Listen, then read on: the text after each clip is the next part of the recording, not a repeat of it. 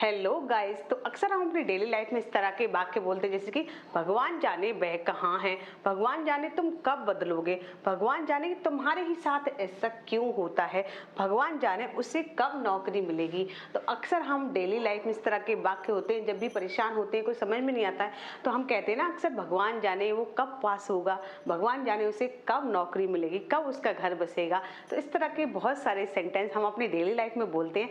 चलिए समझते हैं इनको हम इंग्लिश में कैसे बनाएंगे कुछ एग्जाम्पल के थ्रू, वो भी बहुत आसान तरीके से। तो भगवान जाने इसके लिए हम लिखेंगे गॉड नोज, गॉड नोज। उसके बाद हम लिख देंगे अपना सेंटेंस।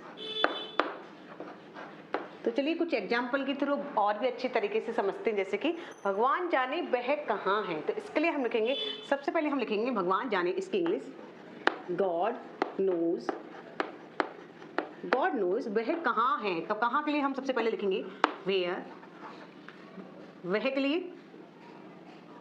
वेयर, वह के लिए हम लिखेंगे ही इज। तो क्या होगा इसकी English, god knows where he is, भगवान जाने वह कहाँ है। नेक्स्ट सेंटेंस हमारा, भगवान जाने तुम कब बदलोगे। तो इसके लिए हम लिखेंगे गॉड नोज, गॉड नोज तुम कब बदलोगे। तो बीच में कब यानी WH फैमिली वर्ड आ गया। तो सबसे पहले हम इसकी इंग्लिश लिखेंगे व्हेन यू विल, बदलोगे यानी फ्यूचर इंडेफिनिट का सिंपल सेंटेंस है। तो जहां पर हमने यू के साथ विल का यूज किया है, you will change.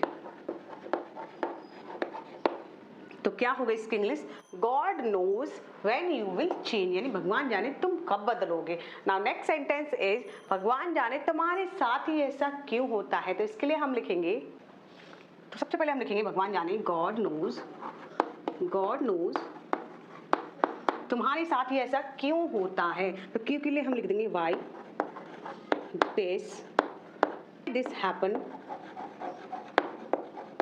Y this happen only to you.